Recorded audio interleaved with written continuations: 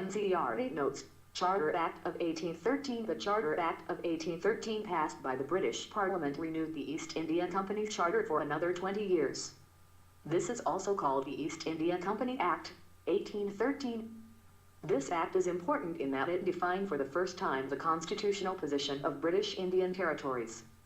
Background: due to Napoleon Bonaparte's continental system in Europe, which prohibited the import of British goods into French allies in Europe, British traders and merchants suffered.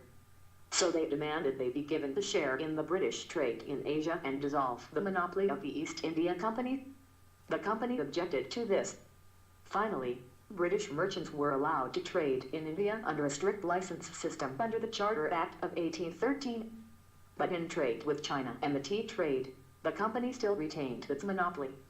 Provisions of the Charter Act of 1813. This act asserted the Crown's sovereignty over British possessions in India.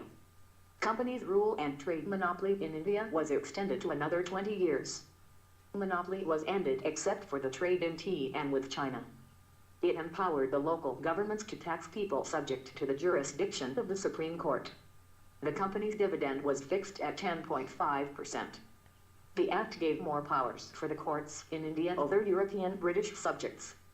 Another important feature of this act was to grant permission to the missionaries to come to India and engage in religious proselytization. The missionaries were successful in getting the appointment of a bishop for British India with his headquarters as Calcutta in the provisions of the act. The act provided for a financial grant towards the revival of Indian literature and the promotion of science.